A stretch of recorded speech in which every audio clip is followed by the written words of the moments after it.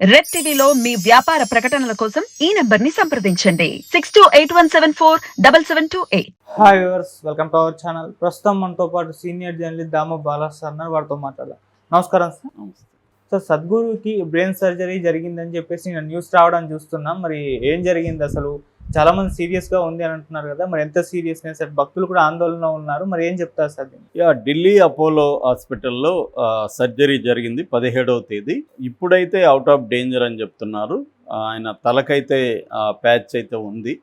ఆయన కూడా ఒక వీడియో రిలీజ్ చేశారు. అది మామూలుగా సద్గురు సరదాగా ఉంటారు, జోకులేస్తారు. దాంట్లో కూడా అలాగే నా కపాలాన్ని వీళ్ళు డాక్టర్లు ఏమైనా ఉందేమో అని విప్పి చూశారు. కానీ అక్కడ వాళ్ళకి ఏమీ దొరకలేదు, కంప్లీట్ ఎంప్టీగా ఉంది. అందుకని మళ్ళీ కుట్టేశారు. అయినా నా బ్రెయిన్కి అయితే ఏమీ కాలేదు అనేది చెప్పాడు ఆ వీడియోలో. సో డాక్టర్ కూడా అక్కడ ఉన్న doctor Vineet Suri main doctor, ఆయన ఆధ్వర్యంలో న్యూరాలజిస్టులు, యూరాలజిస్టులు, రకరకాల డాక్టర్ల బృందము ఈయనకి ట్రీట్మెంట్ చేశారు. సో వాళ్ళ తరపున ఆయన కూడా మాట్లాడింది ఏంటంటే, సద్గురుకి దాదాపు 1 మంత్ నుంచి సివియర్ హెడేక్స్ వస్తున్నాయి. కానీ ఆయన వాటిని పట్టించుకోకుండా తన దైనందిన కార్యక్రమాలు ఉన్నారు. మొన్న మహాశివరాత్రి 8న జరిగింది. ఆ రోజు కూడా ఆయనకు బాగా సివియర్గా ఉన్నప్పటికీ వాటిలో పాల్గొన్నాడు. ఎవరికి కూడా ఆయన చెప్పలేదు, అలాగే ఉన్నాడు.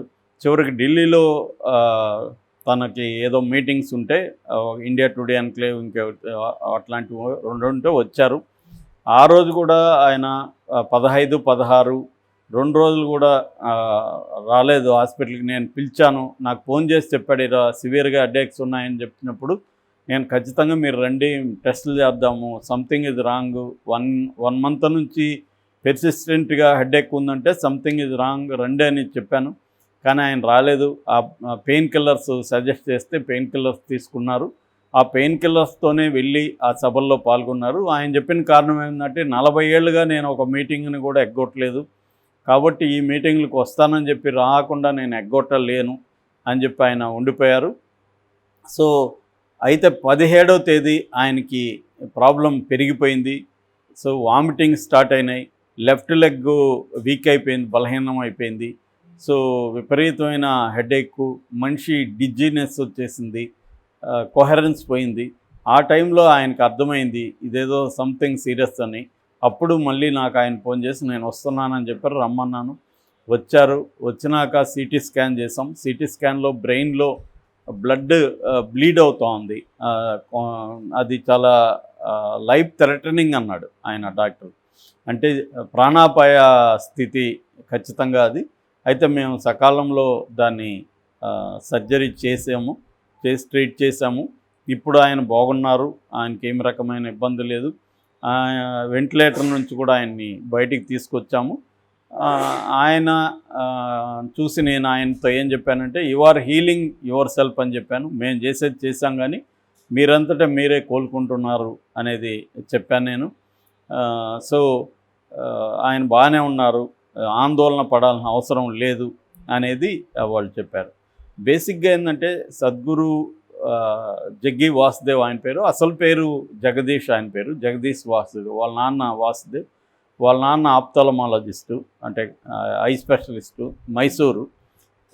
సో ఆయన చిన్నప్పుడే ఒక 6 ఏళ్ల వయసులోనే, అంటే వీళ్ళకి వీళ్ళ అమ్మ నాన్నకి 4 పిల్లల్లో ఈయన చిన్నవాడు అనమాట. ఈయనకి 5-6 ఏళ్ల వయసులోనే అడవుల్లో ఉన్నప్పుడు, అడవులకి పక్కన మైసూరు పక్కన వెళ్ళినప్పుడు సమ్ స్పిరిచువల్ ఎక్స్పీరియన్సెస్ జరిగిందని తర్వాత చెప్పుకున్నాడు. అయితే ఆయన కాలేజ్ డేస్లోనే ఆయనకి రాఘవేంద్రరావు అని ఒక గురువు ఉన్నాడు, తెలుగు రాఘవేంద్రరావు, మైసూరులో సెటిల్ అయ్యాడు. సో ఆయన యోగా నేర్పించేవాడు, ఆసనాలు నేర్పించేవాడు. ఇవన్నీ ఈయన కూడా 12 ఏళ్ల వయసులో జాయిన్ అయ్యాడు అక్కడ. అప్పటి నుంచి అవి కూడా నేర్చుకొని ఆయన శిష్యుడిగా మారాడు.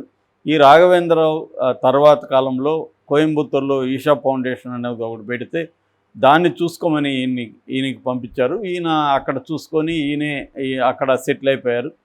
సో 92లో ఈషా ఫౌండేషన్ అనేది అక్కడ స్టార్ట్ అయింది. ఈయన పెళ్ళి కూడా చేసుకున్నారు. ఆయన భార్య పేరు విజయకుమారి. తర్వాత అక్కడ ఆ విజయకుమారి కూడా అక్కడే ఉండి 97 జనవరి 23న చనిపోయారు. ఈయన మహాసమాధయ్యారామ్ అని ప్రకటించారు. సో వాళ్ళ నాన్న విజయకుమార్ వాళ్ళ నాన్న గంగన్న అయితే మాత్రం దీని మీద ఆరోపిస్తూ నా కూతురు మరణం మీద అనుమానం ఉంది, నేను వచ్చే వరకు శవాన్ని తగలబెట్టద్దని నేను ఫోన్ చేసి చెప్పినా కూడా సద్గురు తగలబెట్టాడు, సో అనుమానం ఉందని అక్కడ కంప్లైంట్ చేశారు. వాళ్ళు ఎఫ్ఐఆర్ రిజిస్ట్రేషన్ చేసుకున్నారు, కానీ మళ్ళీ ఇన్వెస్టిగేషన్లో అదేమీ ప్రూవ్ కాలేదు కాబట్టి ఆ కేసు కొట్టేశారు. సో అదొక సంఘటన ఆయన లైఫ్లో జరిగింది.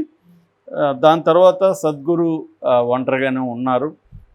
ఆయన డిగ్రీ ఇంగ్లీష్ లిటరేచర్ చదివారు కాబట్టి చాలా ఫ్లూయెంట్ ఇంగ్లీషు మాట్లాడతారు, రాస్తారు కూడా.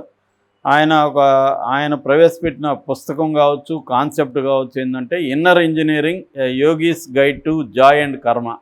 అంటే మన లోపలే మనం ఒక ఇన్నర్ ఇంజనీరింగ్ని ఎలా జయించుకోవాలి, మన లోపలి నిక్షిప్తమైన అనేక శక్తుల్ని ఎలా తీసుకురావాలి అన్నది ఆయన ఎక్కువగా మాట్లాడతారు. సో ఈషా ఫౌండేషన్లో ఏంటంటే యోగా నేర్పించడం, మెడిటేషను, ఇట్లాంటి రకరకాల ప్రోగ్రాంలు ఉంటాయి. బట్ అక్కడ ఏది ఫ్రీ కాదని చెప్తారు, ప్రతిదానికి డబ్బులు అయితే పే చేయాలి. అక్కడ ఈషా షాప్ అని, ఈషా అవుట్రీచ్ అని కూడా సెంటర్స్ ఉంటాయి. వాళ్ళు రకరకాల గూడ్స్, రకరకాల వస్తువులు కూడా అక్కడ అమ్ముతారు, పుస్తకాలు అమ్ముతారు.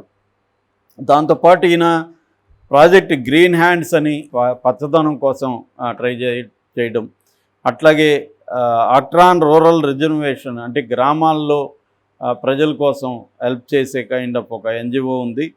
తర్వాత కావేరీ కాలింగ్ అనేది కూడా ఒకటి ఈయన ఒక ప్రాజెక్ట్ని స్టార్ట్ చేశారు. అంటే నదులని పరిరక్షించాల్సిన అనే ఉద్యమం కూడా ఈయన చేపట్టారు. ఇక ఈయన గురించి ఏంటంటే నెగిటివ్గా కొన్ని విమర్శలు కూడా ఉన్నాయి. ఈయన ఫారెస్ట్ను 150 ఎకరాలు అక్కడ ఆక్యుపై చేసుకొని కోయంబత్తూరు దగ్గర చేశారనే విమర్శలు ఎన్విరాన్మెంటలిస్టులు వాళ్ళ దగ్గర నుంచి కొన్ని విమర్శలు ఉన్నాయి. అట్లాగే ఈయన అనేక ట్యాక్సులు ఎగ్గొట్టాడు అనే విమర్శలు కూడా ఉన్నాయి ఈయన మీద.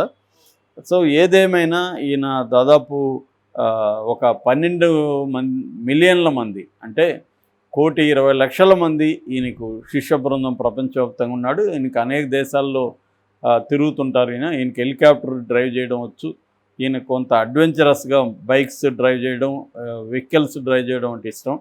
సో అలాగా హెలికాప్టర్ డ్రైవ్ చేయడం ఉంటుంది. రెండోది ఏంటంటే ఈయన యాక్చువల్గా తమిళనాడులో ఆయన కర్ణాటక అయినప్పటికీ తమిళనాడులో ఆయన లైఫ్ స్టార్ట్ చేశాడని చెప్పచ్చు. అక్కడ ఆనంద వికటంలో సీరియల్గా రాయడం, దాని తర్వాత విజయ టీవీలో పాపులర్ కావడం. ముందు నుంచి కూడా ఆయన ఏంటంటే కొంత సెలబ్రిటీస్ని, సినిమా యాక్టర్స్ని వాళ్ళని పిలిపించడం, వాళ్ళతో సంభాషించడం ఇలాంటిది ఉంది. దాని తర్వాత కరుణానిధి ఆయన హేతువాద అయినప్పటికీ ఆయన ఈషా ఫౌండేషన్కి ఫస్ట్ వెళ్ళిన పెద్ద రాజకీయ నాయకుడు. అలాగా ఈయన గ్రోత్ వెరీ లోకల్ స్థాయి నుంచి, యోగా దగ్గర నుంచి మెడిటేషను, తనదైన ఒక ఫిలాసఫీని ప్రచారంలోకి తీసుకురావడం, ఇవన్నీ చేసి దాంతోపాటు ఎన్విరాన్మెంటలిజం, నదుల్ని చేయడం, గ్రామాలని అక్కడ చేయడం, ఈ కార్యక్రమాలతో ఆయన సామ్రాజ్యం విస్తరించిందని చెప్పచ్చు. ప్రపంచవ్యాప్తంగా ఇవాళ ఆయనకి భక్తులు ఉన్నారు. మన ఇండియాలో ఎప్పటి నుంచి అనేక రకాల గురువులకి ఫేమస్. మనకి ఓషో, రజనీష్ తర్వాత ఆ స్థాయిలో ఫేమస్ అయింది సద్గురు అని చెప్పాలి. ఇంకా మన వీళ్ళు ఉన్నారు కానీ ఎవరు మెడిటేషన్ గురువులు వాళ్ళు ఉన్నారు, కానీ మనకి రామ్దేవ్ బాబా ఉన్నాడు. బట్ రామ్దేవ్ బాబాది పెద్ద బిజినెస్ సామ్రాజ్యం, ఈయన ఆ స్థాయి బిజినెస్ సామ్రాజ్యం లేదు. అంటే ప్రొడక్షన్ యూనిట్స్ అట్లాంటివి ఏమి పెద్ద స్థాయిలో లేవు. బట్ ఈయన కూడా ఒక రకమైన బిజినెస్ గురువు అని కూడా చెప్తారు. ఈయన అనేక విషయాల మీద మాట్లాడుతుంటారు, సైన్సు, యోగా, తర్వాత లైఫ్ స్టైలు, వీటికి సంబంధించి చాలామంది ఎలీట్ సెక్షన్కి లైఫ్ స్టైల్ సమస్యలు చాలా ఉంటాయి. మానసికంగా సమస్యలు కావచ్చు, లైఫ్ స్టైల్ సమస్యలు. అలాగా ఇక్కడ మన రామ్ చరణ్ ఉపాసన కావచ్చు, సమంత కావచ్చు, మంగ్లీ అయితే ఎవరి శివరాత్రికి వెళ్తుంది.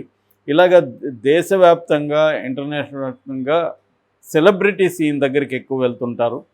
వాళ్ళు ఈయన దగ్గర సొలేస్ పొందుతుంటారు.